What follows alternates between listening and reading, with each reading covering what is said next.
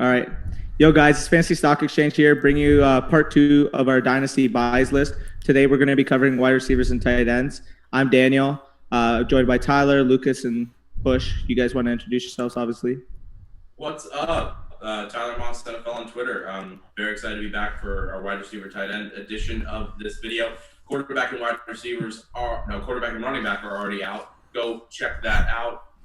And one thing I do want to say is I'm going to start doing live drafts, live film rooms on Saturday afternoons and Tuesday evenings. So make sure you guys check that out. Want a good audience for that. I'll be answering questions, anything you guys want. We're going to kill it Saturday afternoons and Tuesday evenings. Yeah, for sure. Tyler just got a boost of confidence because he just realized that Canada has provinces, not providences. So let's get started. And Iowa people love their corn. We love the corn. I'm going to start off. Terry McLaurin, Dynasty buy, wide receiver. We're going to start off with the first listed in the name. Tyler decided to start off reverse in the last video. People might have noticed that, but it's okay. Terry McLaurin, wide receiver 25 in ffpc Dynasty ADP. The rookies are mixed in. This won't affect his ADP, but I don't know if we get lower later. Maybe it's not actually where they're at, but still the same concept. He's still going there in Dynasty startups. Washington pass plays compared to average across the league was minus 5.19, or they were just 5.19 pass plays per game lower than everyone else in the league. Obviously, we know what happened last year. He had Case Keenum. He shined through the beginning of the year. Dwayne Haskins kind of became the quarterback. Then Keenum came back in. Whatever was going on there kind of limited his ceiling or his true wide receiver 1 talent that I think we saw last year. Averaged at the target 14.02. You love to see that for any receiver, but yet let alone a number 1 wide receiver for a pass, not a pass-heavy team, but a team trailing, because obviously trailing, he's throwing the ball downfield more, fantasy points right there. Target quality, targets divided by reception. You obviously want that to get as close to 1 as you can. He was at 1.60. Compared to the average of the top 100 receivers in PPR last year, it was right about average, so nothing really wrong there.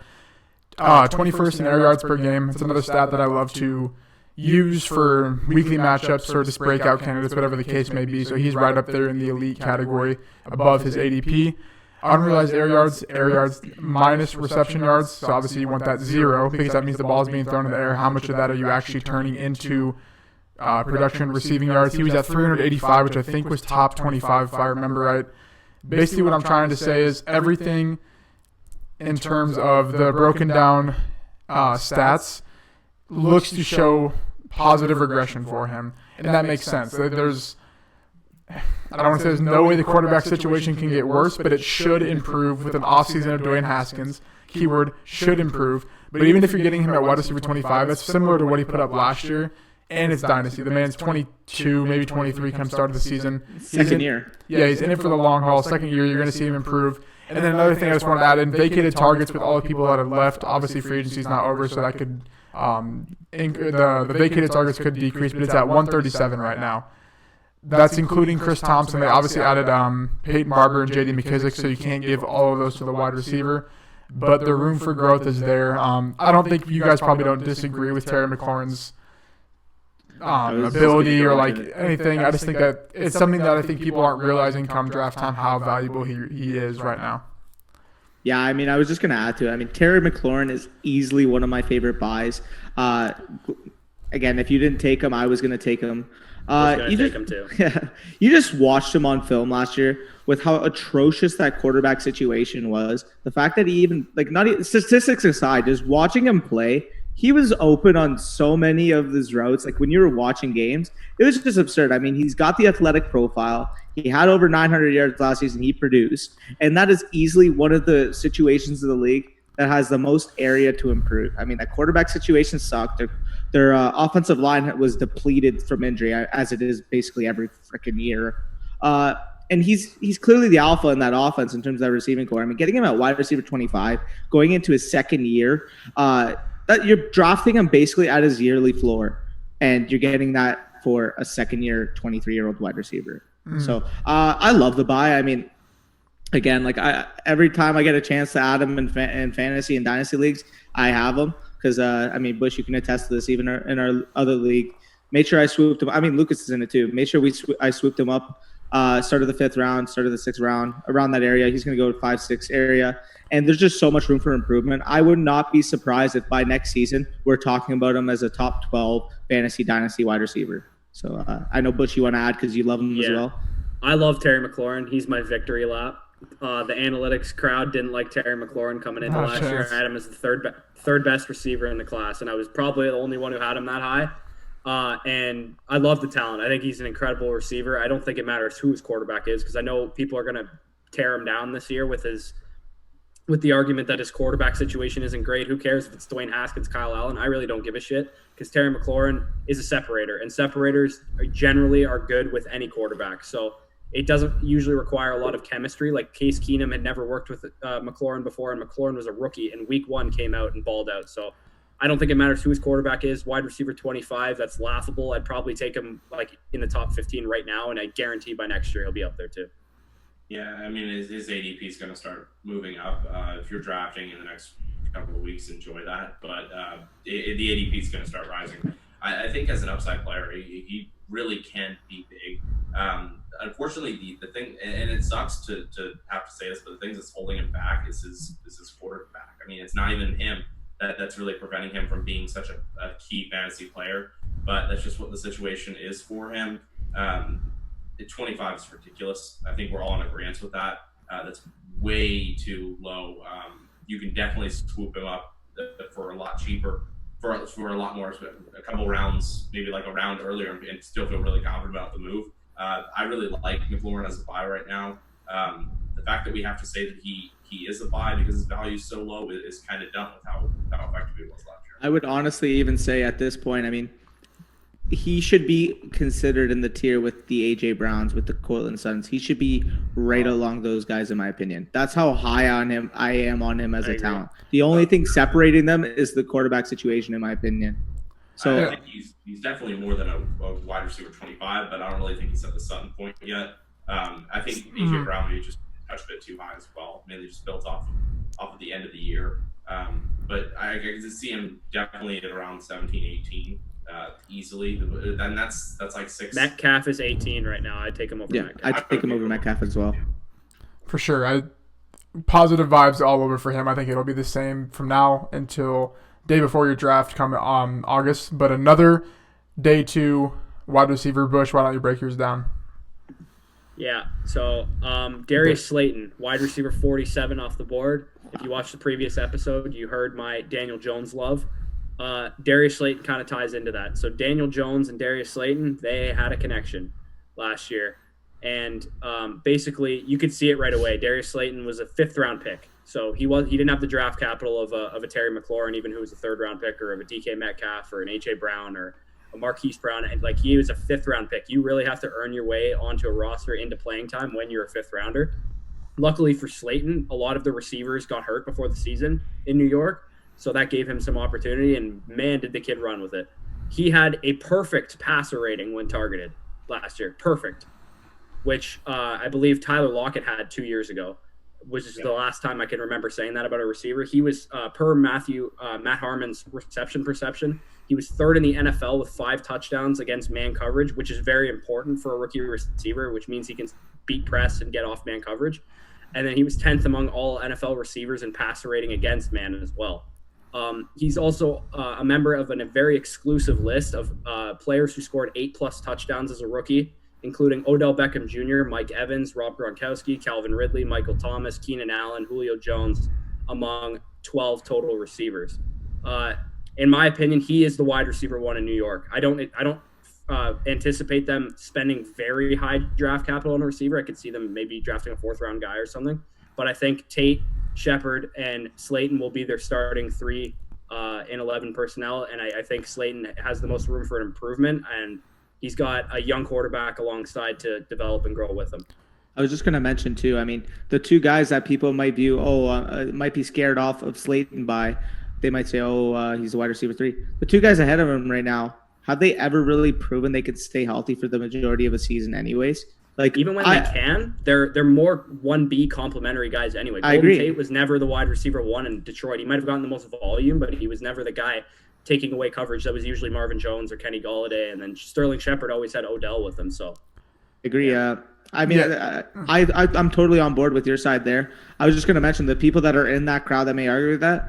Like, if you watch Darius Slayton play last year, he had that true connection, like Bush said, with Daniel Jones, and we can't even rely on those other guys to even stay healthy for the long haul. I mean, heck, we even all love Evan Engram. When's the last time we've seen him stay healthy for a sustained amount of games? I love Slayton. I mean, wide receiver 47 is ridiculous here. You're buying him at his potential. I mean, let's be honest here. Even if he hits his floor, it's most likely going to be higher than wide receiver 47. So I love the pick here for buy. I definitely am going to be targeting him in the majority of my drafts, anyways. I know Lucas, Tyler, you guys want to? Yeah, I think that the 47 too. I don't want us to like harp on it a lot because that is with the rookies mixed in. So he's probably right around like the 35 range, I think you could say, maybe like 30, late 30s. And I think the thing with him is I'm not a big film guy, obviously, but I do watch football on Sunday. Those two things I don't think are the same thing. Film guys can probably say that too. It's not the same thing. No. But obviously you touched on the Golden Tate was suspended the first 4 games. Sterling Shepard was injured in preseason to start the year. And Slayton kind of broke out or just kind of had good volume or had good production because he was getting volume. But I think the thing that made me buy in is when they came back, he was still getting the most targets on top of producing the most. So not even like he was breaking long touchdowns, whatever the case may be. He was the number 1 target. And that says something for 1, a rookie quarterback, and 2, an offense with much superior talent in Evan. I get Evan Ingram's a better talent than he is. I'd honestly say Shepard's pretty close or better, and Golden Tate's probably a better talent as of right now in his career. So I think that just proved that he is a very good dynasty piece. We were talking about it before the last recording, and we said, what would you pay for him? I guess like the max we'd pay if someone asked us. I answered late first, same with everyone else. Yeah, people I might was be going to say, in a non-super flex, I probably would pay as far as up to maybe the 107, 108. I mean, in a super flex, it's probably closer to the 110 to 112. But you're going to be able to get him most likely with a high or a low to mid second round pick. Sorry, low meaning like 202 to 205 about. You could easily scoop him up for. And I just think that's great value. And I think people are probably screaming at us like, are you kidding me? A first-round pick? Name a receiver besides the top 2, maybe Ruggs, that are going to get drafted, slide in as the number 1 receiver on a team. Like maybe. Did you hear the names of the players of the company he's in too? Yeah. When a rookie receiver has that type of efficiency and that type of production, it's very, very telling for the future. Do you guys remember Juju Smith-Schuster's rookie year? How efficient he was on his limited targets, and guys like Michael Thomas was very efficient on his limited targets. It's usually that like just projects a breakout. Sometimes it happens in the rookie year, sometimes it happens in the second year, but that's usually on the cusp of a breakout. And I think Darius Slayton is going to be a wide receiver 2 next year. And I'm going to take him wherever he's going in redraft too. I'm taking him in the 7th, 6th, 8th round. I don't care where he's going. I'm all on board. Yep. I mean, it's so hard to disagree with that ADP. I mean, it's ridiculous. I mean, a lot of these guys, the reason we're making this video is to make it clear to you guys that there's a lot of people not getting the respect that they kind of deserve for their talents. And I think Slayton's just another long list of guys who I agree just aren't getting the hype from last year. I mean, a lot of the times we see these people, they want to hype on all the stuff that certain guys have done, and then some of the rookies just kind of get left behind, and I feel like that's with Slayton. Talking about guys who I kind of feel like got left behind, Jamison Crowder of the Jets. He's currently going 139 overall for all players. He's the wide receiver 66, so he's probably going later than that. So we're looking at Jamison Crowder, and the main thing I want to point out is Robbie Anderson's gone now. So there's 52 receptions just completely just out in the open right now. And Chris Herndon, I don't believe in. I know he was a big hype pickup after suspension, but nothing really follows suit after that.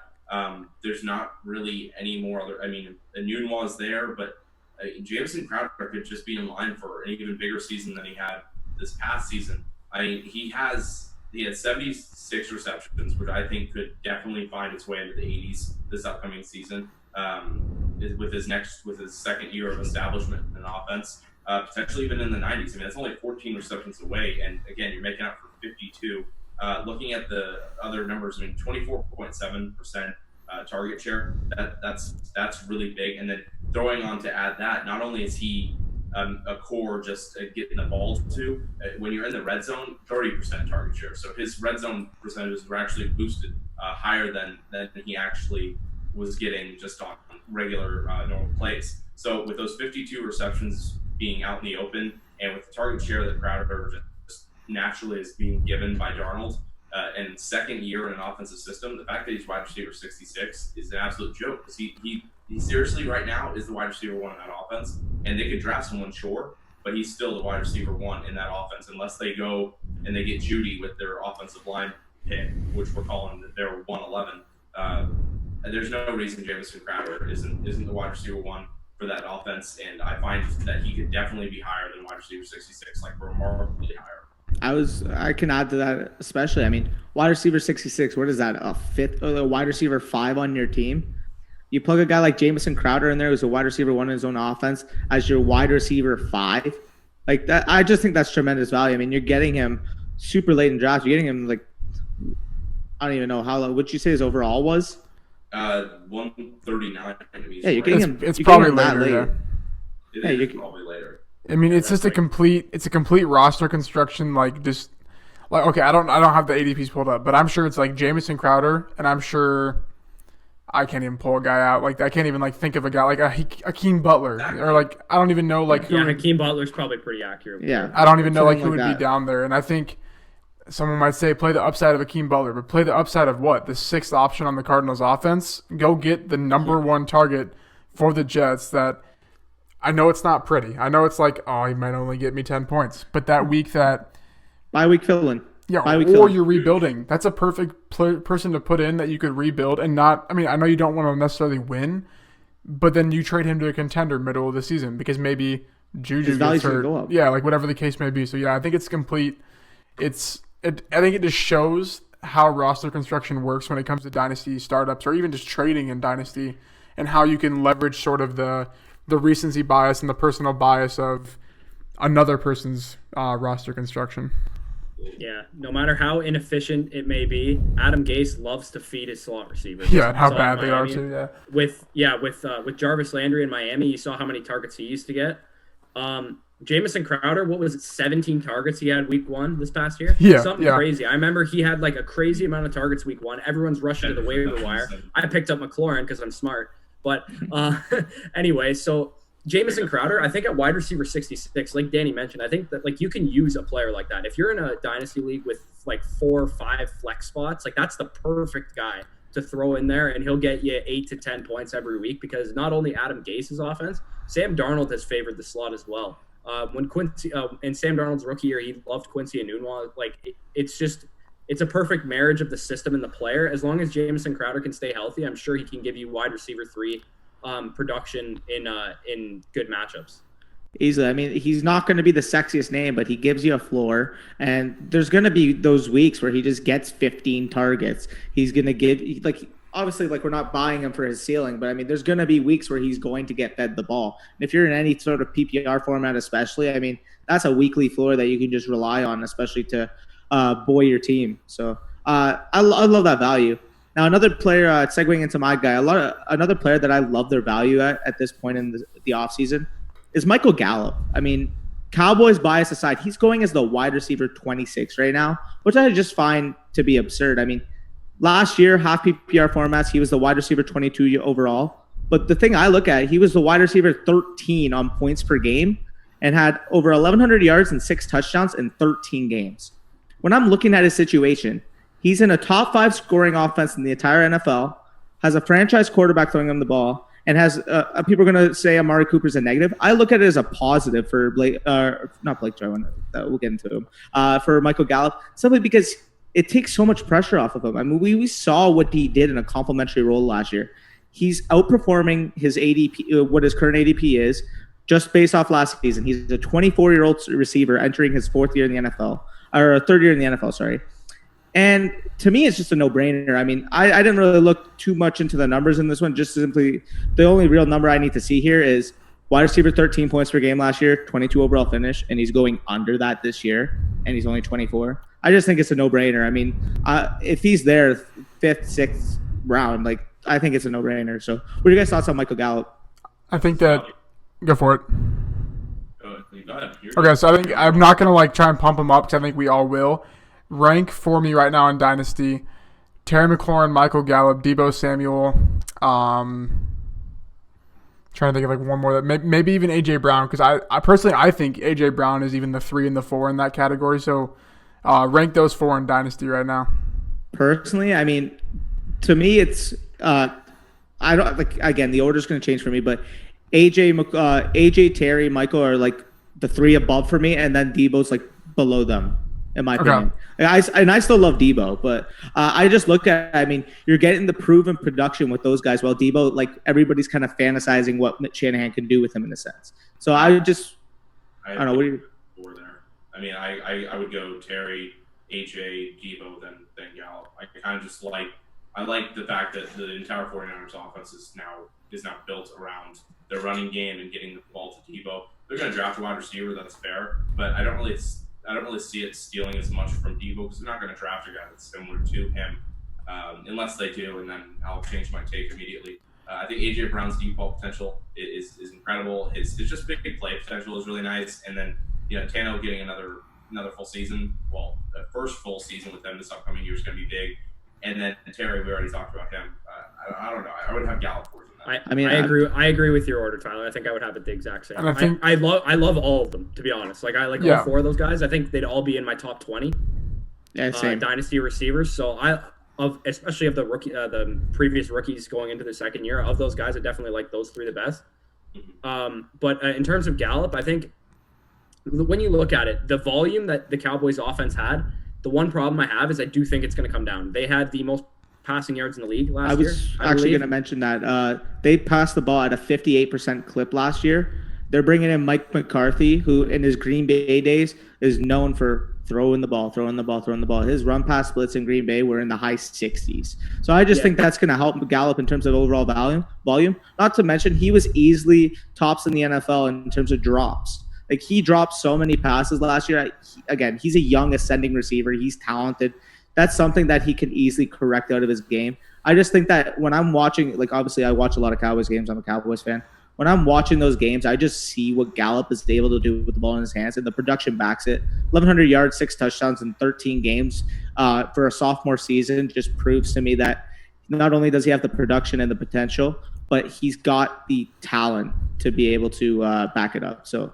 Go ahead. So the one concern I have is that last year the Cowboys defense was really banged up, and it seemed like that caused them to throw the ball a lot. And I know they lost Byron Jones, but I do think they're going to replace him somehow. And I think just their defense in general is going to be healthier than it was last year. I know there's no really way of knowing that, but it just seems like horrible luck. I just think their defense is a lot better than what they showed last year. So I don't see them having to throw 5,000 passing yards this coming year. I think they're going to be able to establish Zeke a little bit better. I definitely agree. I think Gallup's incredibly talented, and I think he's probably on pace for another similar stat line to what he had last year, like a 1,200 7 touchdown type season, and which is definitely wide receiver 2, if not borderline wide receiver 1 production if he maybe gets lucky with some touchdowns and stuff. I was just about to mention, 1,100 yards and 6 touchdowns in 13 games last year. That's wide receiver 22, and he did that in 13 games. So, projected over the full season, again, wide receiver 13, that's giving you your high-end 2 production. Obviously, you mentioned you think the overall volume is going to come down. But even if he's giving you wide receiver 15, 16 production, you're getting him here at the wide receiver 26. Yeah, and he's young, too. So yeah. That definitely helps. I think a couple of things I'm just going to add. So, yes, the passing volume will come down. But there's somewhere, I think it's a little north of 150 vacated targets between Randall Cobb and Jason Witten. So obviously, not that those will even out, but I think even if it does come down, he's going to see 30 more targets. Even more maybe. We don't really know what the case may be. McCarthy, yes, passed the ball. His third receiver for 5 straight years was Randall Cobb, prime Randall Cobb. So there was kind of more of a reason as to that. And they never really had a running back. They tried with Eddie Lacy. Obviously, that didn't work out so well. But yeah, I agree. Yeah, I agree. I think it's a prime buy. And we've done many mocks. I've constantly just taken the cheapest ones every single time it comes down to that. Because that's the way to do it. 5-6 turn. Yeah, don't 5-6 reach. turn's the sweet spot for those guys. Don't reach on any of those guys. Just take the cheapest ones because they're all going in chunks, and someone will reach with them provides value elsewhere. So I'll move into Darren Waller now, my tight end. We got all the receivers, right? I'm not missing anyone? Yeah. Okay, Yeah. so yeah, Darren Waller, my tight end. He's tight end 6 right now. That doesn't seem like a buy, but to me, well, one, I think Zach Ertz is going to regress a bit. Maybe even be traded, whatever the case may be. And then that would probably slide him right into that tight end 5. But I'm not going to talk about the other ones regressing because I think even Andrews is going to regress a little bit. But Darren Waller, last year with the route participation, was 4th among all tight ends, just showing that he is more active than even guys like Ertz and all those guys are, just because he needed to be because they had a lack of weapons. The Raiders have not really added anyone yet. They're projected to add a receiver in the draft, but no one knows if they actually are. No one knows exactly who people are taking. So we'll see how that plans out. I think even if they added a Jerry Jeudy or CeeDee Lamb, that will help them. So they might, not that people are double covering the tight end, but they're going to have to focus on that a little more. He was a 2019 tight end 5, like I mentioned, so obviously he's being drafted one less lower than what he finished last year, you could say. 27, he's locked up there for 4 more years through 2023, so he's not going anywhere. New contract. He has no outs in his contract, and the volume is just huge. I don't know what his overall ranking is in terms of startups, but I don't see him falling past tight end 5, even honestly 4 this year where I have him ranked right now. I just think that it's a very safe pick with really no room really to grow. I mean, moving up to tight end 5 from 6 probably isn't much, but really no room for error that I think could just slide right in nice if your league does use tight ends. I like Waller's talent. Again, the only thing that really concerns me about Waller is the usage that the way Oakland used him when Hunter Renfrow played at the end of the season. Because in the last 5 or so games, when Renfrow was really taking that slot role, Renfrow was getting plenty of usage, plenty of targets, and that really cut into Darren Waller's work a ton. I believe in the talent. I think he is an excellent player. It's just, again, if Renfro's there, I just don't know how he's going to be used, which will cause me to kind of not so worry, but more so devalue him compared to guys like you got the top 3 and Andrews, Kelsey, and Kittle at the top. Again, I don't know. He scares me a little bit, but if I knew for sure that his usage was going to be the same as last year, I would have no problem even sliding him into my tight end 4 right off the bat. So I know Bush wants to add 2 and Tyler. So what are you guys thinking about Waller? Yeah, what if Mariota's the starter? I mean, we haven't even talked about that. Mariota, He's not worse than Derek Carr. I mean, I see them kind of in a similar vein. I guess. Are you saying that'd be a good thing or a bad thing if Mariota is the starter? I think it's kind of neutral. Yeah. Tyler? And that's year, right? So if Mariota's the starter, I can't really see Darren Waller being more than just a tight end 6, which is still a good value for him, obviously. But I mean, I would take if I knew Mariota was the starter today, I would take Van over him. I would take if this is a dynasty startup, I'd take Hawkinson over him.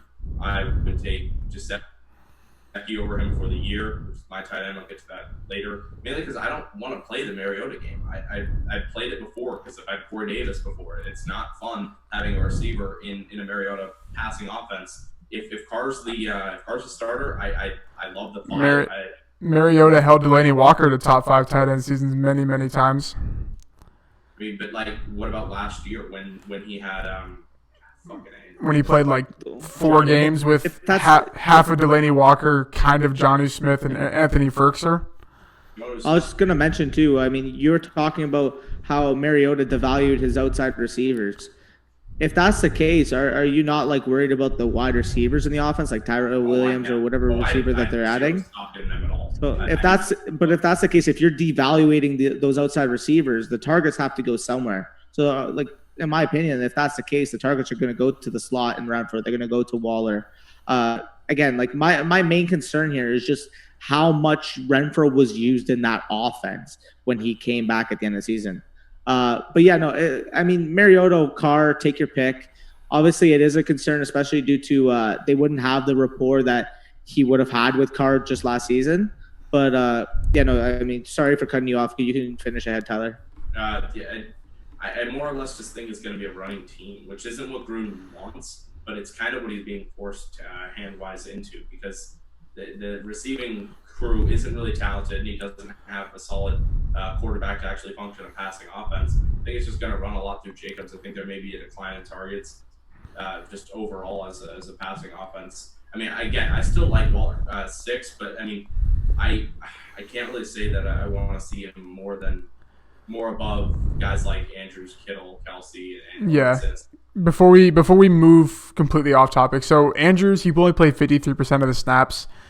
That's not sustainable. That'll be a whole different video. You mentioned guys like Noah Fant, Gesicki, I don't even remember who else you said, Hawkinson. In the form of a startup, yeah. No matter how good those guys play, there's no way they produce at what the volume that Darren Waller is going to get. Like, as much as we think, I mean, I know we've had this conversation. I love Noah Fant. I'm a Broncos fan. As much as we think this breakout's going to happen, even if he is the number 2 tight end, there's no way he's going to outproduce Waller strictly off of Waller's volume. Like, that's just how tight ends work. Waller's going to get 10-yard catches, a touchdown. Even if Fant puts up, I don't even know. I don't even want to throw out a stat line because it might. 900 yards, 7 touchdowns. Waller's going to do that. Waller will produce that this year. Yeah. And the following year. When he's locked up for 4 more years. Well, I get the lockup. It's just, again, I don't necessarily believe that the volume that he got for the first 11 weeks is necessarily going to carry over to next year, simply because we saw last 5 weeks of the season, once Renfro really made a role for himself in the offense, we saw how much of a hit Waller took. Now, again, tight end 6, I see him around that tight end 6, tight end 7 range. So I'm perfectly fine taking him there. That would just be my concern. If I didn't have that concern, I would have no problem taking him in the top 4, top 5. We took the splits, and I think it was about 28 points less. So take that for what you will. I guess I don't know how that compares to points per game compared to Fan or whatever the case may be. But, that's over what, 5 games? 4 or 5 games, something like that. About 6 points. I get where that could mesh because it's a similar route tree or whatever you want to call it. But yeah, I think we'll move on. We don't spend too much time on it, so we guys can move on to you guys. Yeah, I mentioned him in a little bit earlier, Mike Gesicki. I don't know his tight end ADP right now. It's sitting around 11 on Sleeper. I easily feel like he can find his way into a top 10 if they go with the Herbert route, and maybe even if they stay with Fitzpatrick. I mean, he was sitting number 7 in targets last year. He had 89. I like that. Obviously, we say volume's key with tight ends. Number 3 in deep targets, and that's with an offensive line that's just always falling apart. And the passing offensive line was just really rough for Miami, which will be addressed and already has begun to be addressed in free agency. So it shows that they're trying to get themselves more time in the passing offense, which means that I easily feel like Gesicki could be the most highest tight end in the deep target kind of percentage. He had a 70% snap share, so he's on the field. Unlike Mark Andrews, we talked about 53% on the field. 72% route participation. So obviously when they put him out there, it's for passing, and he does a little bit of run blocking, but it's more to shadow his passing effects. I want to look at really, really key the end of the season for Miami. Last 6 games. It starts with the Browns game. It finishes with the Patriots game. Kind of how their offense started to come together. We started to notice that towards the end. They started putting up a lot more points. They averaged 27.8 in this stretch. Mike Gesicki averaged 13.4 points per game. When they started finally pulling together their entire offense as a whole, and sure, he struggled early in the season, but everyone on that offense did. So they finally started coming together and figuring it out. Mike Gesicki was a key part of that offense, and it kind of shadowed what could end up happening this upcoming year. That 13.4 in 6 games, and that's with a game where he busted at about 2.9 in one of those games. Mike Gesicki was very, very effective down the stretch, and that was key because I think that's going to shadow what he'll do in the upcoming season.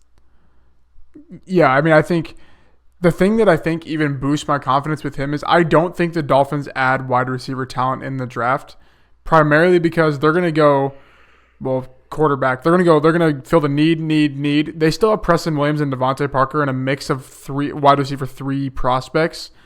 Patrick Laird, running back. Albert Wilson, Jakeem Grant, those guys. And I think that Albert Wilson's a legit guy when he's healthy.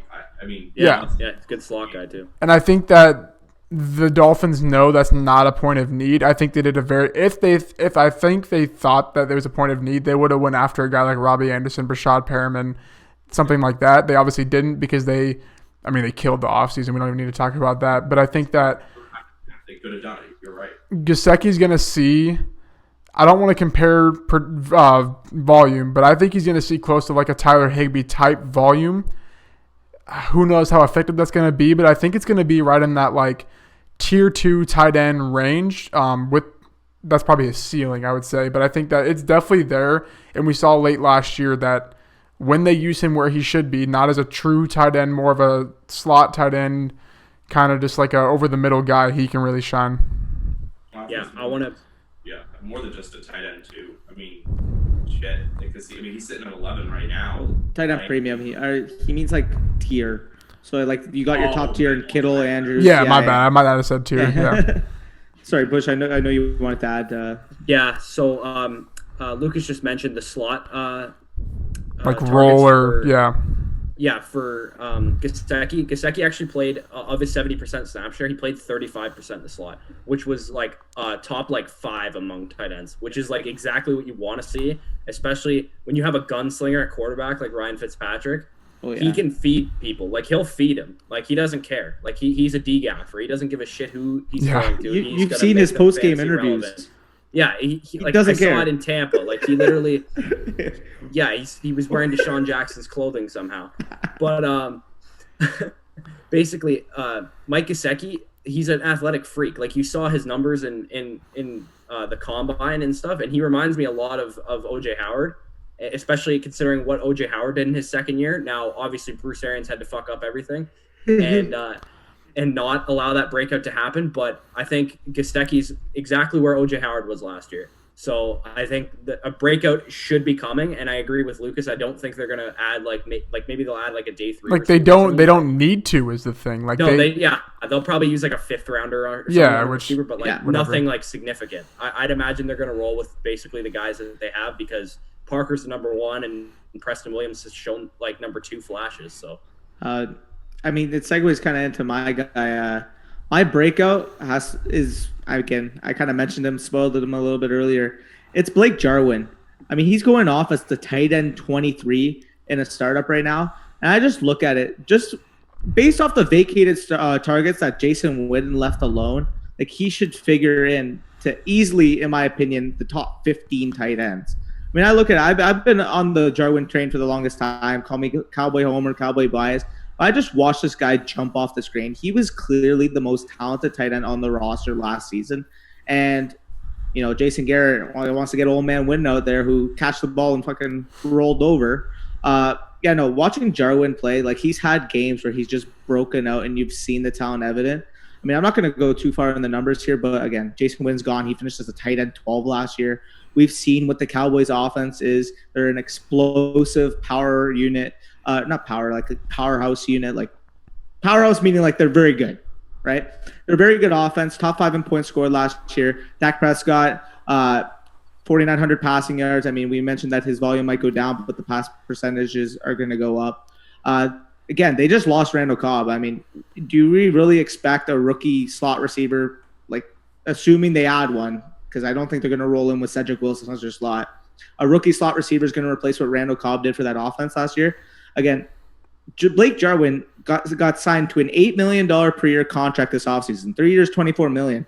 If the team didn't believe that they were going to use him as a top tight end, they would not have given him that contract, plain and simple. So, again, I talked about Gallup earlier.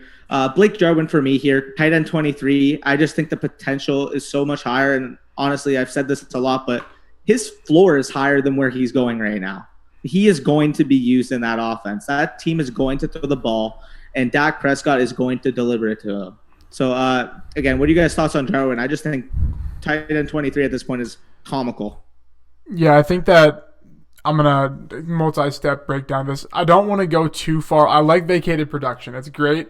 It helps you get a baseline of sort of breakout players, but I don't want to use vacated production to sort of to peg breakouts because that's exactly what we did with OJ Howard last year. And I mean, that's true. Circumstances differing. There is a lot of vacated targets there. He is a only vertical threat tight end. He's not going to be in on the run blocking plays unless he develops that, but there's no camp or anything right now for him to develop that. So I don't know where he would, I guess you could say.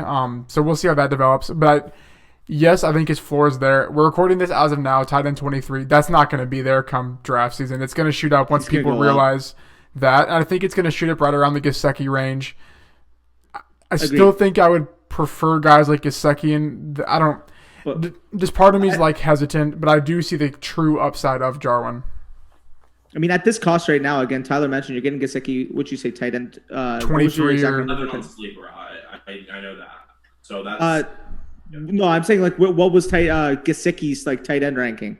I can pull it up here. Keep going. Okay. Sorry about that. I was just gonna say he's more than likely gonna be going higher than Jarwin. So you're getting the discount baked into the price, and you're probably gonna get a player who's most likely gonna produce similar production this year. I love both players. I love Gesicki. I love Jarwin. I just think they're two talented tight ends, and there's definitely a space here for Jarwin to truly show both his talent and the volume he's going to get here. So, Bush, what are your thoughts on Jarwin? Yeah, Jarwin to me, I don't think he's anywhere near the Mike Gesicki tier personally. I think he's more of a dart throw than like a hopeful breakout type guy. But I think he's closer. We'll talk about my tight end in a second. I think he's more in that tier of Hayden Hurst. So basically, what I'm thinking with Jarwin is I think he's definitely. I agree he is too low, but I think he'll by the time drafts come around, I think he'll be around like a mid tight end 2, and I think that's about where he should be going because I see the potential of him in the offense, but I do think he'll 100% be the fourth option behind Zeke, Cooper, and Gallup. Yeah. So I don't see a tremendous amount of upside, but I definitely think he could be a buy in dynasty and a value at where he's going. Yeah. I was just gonna mention. Sorry. Win the tight end 12 last year as the 5th option. And we saw what Randall Cobb did as the 4th option in that offense last year. I mean, that offense was absolutely dynamic. I don't see them taking a big step back from what they did last year. But yeah, again, like obviously it's a big risk because we've been pounding the table on Jarwin's breakout for the past 2 years.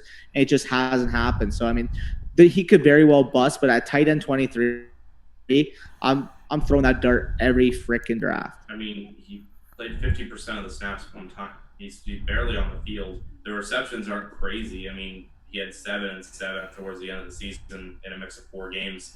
But, I mean, I guess I'm just not a believer of it. I struggle to believe that he's going to be huge. I don't think he's around Gesicki. I think that's a large reach. Do I think 25 maybe with the opportunity is too low? Absolutely, but I don't really think he's going to climb up into the 13, 12, 11 range at all. Gesicki's tight end 13 on the FFPC ADP. Blake Jarwin's tight end 20. We're not necessarily making rankings, but I'm just going to kind of do this to sort of compare it. So it goes Mike Gesicki. Would you guys rather have O.J. Howard over Blake Jarwin? Most likely at this point, yeah. Johnny Smith? Yeah, I'm taking Blake Jarwin over him. That one's close for me too. Irv Smith, That's absurd to me. I'd taken Jarwin over Irv Smith. Irv Smith all day. Yeah, that one's tough. If you're able to play the waiting game on your dynasty team, take Irv Smith. I think that's the better long-term plan. Ian Thomas. I'm taking Jarwin over Ian Thomas. That one's a little close. That's the same. Way too many mouths. That's similar. It's going to be like the 4th, 5th option on the offense, kind of. Yeah, similar. Would you want that it one's in a coin toss? I would. Would say. you want it in a Bridgewater-led offense or in a Dak Prescott-led offense? That's my case on it. The tight end, mainly because of how deep he's going to throw the ball. Or Smith 3.9. I mean, we talked about it in my quick plug in the quarterback running back video. Me talking about Bridgewater, how he doesn't really get the ball as deep. I think that's more just how he plays as a player. What's different with that, I feel like. I mean, wait, are we talking about Irv Smith? Ian Thomas. My bad. I moved on. I was thinking old Vikings days, Bridgewater. But yeah, Ian Thomas is a vertical threat as well. And give me the quarterback that's going to throw it deep.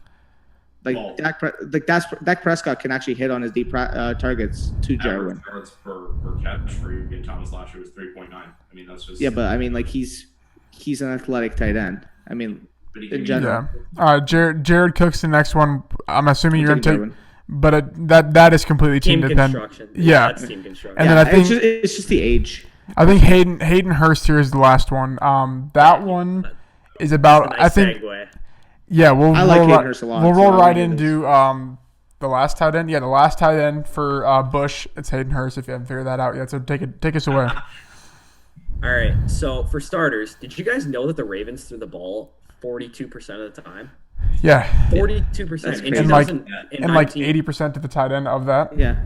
Yeah. So the crazy thing, I was looking at what's the difference between the Falcons pass splits and the Ravens. It's 26%. They pass the ball 26%. It's crazy. So it's a pass heavy offense in Atlanta, obviously. I've mentioned on previous videos that Dirk Cutter knows how to use his tight ends. Obviously, with Austin Hooper signing in Cleveland, there's a big vacation. Sure. There's a lot of vacated targets in Atlanta to the tune of 7.5 targets per game to the tight end, and a 19% target share to Austin Hooper alone. And if you look back at Dirk Cutter's history with tight ends, he's always favored them. O.J. Howard and Cameron Brate kind of split the role in 2017 and 2018, and they had a 20% share between the two of them. So with Hurst being the only real like good tight end, I'm not a big Jaden Graham truther. Oh gosh. Yeah, you could expect that he's going to command probably an 18 to 20% target share, similar to what Hooper commanded last year. And you know that's probably going to happen because they traded significant capital to get him. Like Hayden Hurst, you could probably say is probably not lived up to a first-round billing. Like they took him over Lamar, LOL. And they still traded a second-round pick, which is a pretty high second-round pick, and a fifth-round pick to get him. So he's, in my opinion, he's a clear-cut tight end one in his offense. He's in a system that favors tight ends. He's leaving a crowded room in Baltimore that had like 74 tight ends that could all produce. And he's a late ADP, yet he seems pretty safe and has pretty decent upside. Yeah. I was just about to mention, I mean, are we completely sure right now that Austin Hooper is a more talented tight end than Hayden Hurst? He's not even close. That's exactly what I was going to say. Hayden Hurst is more athletic, and Austin Hooper was a product of Calvin Ridley being injured and Julio Jones getting double, triple, half the defense covered, and no run game in a Kirk Cutter offense. Austin Hooper was what, the tight end 4 on points per game? He was tight end 1 before. He was tight end 1 before he got hurt, and he finished the season as tight end 6 in 12 games. But now I think the thing with that, you're going to say like insert Hayden Hurst more athletic. Austin Hooper's more of a vertical dominant, like big body tight end. So that's the one thing I think we'll need to be interested to see. Like, do they draft a tight end that's like big, like a Harrison Bryant? Maybe I don't really. Well, I kind of have to see how that's going to like sort of play out. Though? They like traded their high exactly. Picks. And I think I was going to mention before they traded for Hayden Hurst, I had them jotted to take a guy like Adam Troutman, but they clearly have shown here that they're interested in making Hayden Hurst a key point of their offense. I mean, you don't just trade a 2nd and 5th round pick for a tight end if you're not going to use the hell out of them. Especially in the red zone as well. Yeah. Because we all know that Julio Jones can't catch a touchdown to save his life. Gosh. And Calvin Ridley is not a big receiver, and he's not particularly used in the red zone. And Austin Hooper had a decent amount of red zone usage last year, and especially he proved to be efficient in the red zone. And I think Hayden Hurst that's where the area that he's going to slide into, especially with Todd Gurley not being able to run more than 2 feet at a time. I don't think there's any way that the run game carries them in the red zone. I think they're going to pass the ball in the red zone, and I think Hayden Hurst is the main beneficiary of that. Yeah, I agree. I mean, I love Hurst. Again, like as much as I love Jarwin too, like I was going to take Hurst if you hadn't, but again, like I'm more than fine and happy with my pick. But yeah, Hayden Hurst is going way too low in startups at this point. I think he's a locked-in tight end 1 for next season. Might even be by the end of the season looked at as a top 8 option. That's just my view. He has to be after Gesicki. Like I don't see where you would take. Okay, maybe O.J. Howard if you want to take the chance with Tom Brady, but there's no way you would take Johnny Smith, Irv Smith, Ian Thomas, Jared Cook. He's in that tier for me. Even like Jarwin, I feel like he has to be at the top just based off of the combination of vacated targets, more talented than Austin Hooper in passing volume. I was going to mention this might sound like I'm in the minority, but if I'm given Gesicki versus Hurst straight up, I might honestly take Hurst. Like that's how much of a believer I am in his usage. I think you can make an argument for it for sure. It's a toss-up, I think, kind of the similar concept for sure. Again, I still love Gesicki. Like him and Hurst are both amazing buys for me at this point. So, again, there's a lot of tight end value to be had here, guys. So pay attention because it actually seems like there's some actual depth at tight end, which is not usually the case. Tyler's shaking his head over the Gesicki hate. He's like, let's go. Fins up, baby. It's not hatred. I love it. Fins up. Hey, listen, I'm a Dolphin fan. I have like 3 things I can actually hang on to about successes on this team. Losing records, beating the Patriots once a year, and losing records. I mean, like, come on. And prior to last season, calling out the Devontae Parker breakout. I mean, that thing went on for a good 4 years. You can call fifth-year breakout for every single player you're going to hit eventually. Like, come on. Josh Doxson's breaking out next year. I'm calling it. Yeah, cool. Right. Laquan Treadwell signed a big contract. I'm calling it. Right, the Falcons. There you go. Yeah. All right. Get us out of here, Tyler. Yeah, guys, again, Saturday and Tuesday, we're doing live mocks. We're doing live film reviews. We want you guys' presence because we'll be answering all your questions. We're going to be answering everything that you guys want us to cover. We're going to have a rotational cast. I'm going to maintain most of it. I'm going to be really excited to break down some film, show you why these 2020 prospects are going to be good, talk about some of my sleepers. I'm very excited for it. I'm very excited for Saturday. I want to see a lot of you guys there, get to know you guys. We're going to have a great time. That's our Thursday video. It's been quarterback. It's been tight end, wide receivers. Danny, Lucas, we killed it, guys. Yeah, I was just gonna say. I mean, follow along to this freaking channel, man, because I say it in every video. We got big freaking things coming. Don't miss out. Like and subscribe down below. Hit that bell notification. I mean, y'all got to be ready because we got big bombs for content just planned. Like one last thing I want to mention as well is reach out to us at Football Stock on Twitter. Comment section below, whatever you guys want to talk about. If you want to tell Danny he's a biased Cowboys fan, go ahead. If you want to tell me that the Bucs suck and they're horrible and Tom Brady sucks, go ahead. I'm not going to listen to you, but no, seriously, if you have ideas for shows, if you want to interact with Tyler during his live streams, if you want to come on the show. If you want to come on the show, like Tyler already mentioned briefly that he would bring guys on or girls if you're into football. Hit me up. Okay. Jesus Christ. Yeah, we got we should, by the time this comes out, we should have a lot more rookie profiles up on the site as well, so go check those out. A lot of written content coming, thefantasystockexchange.com. Lucas, stop recording this shit.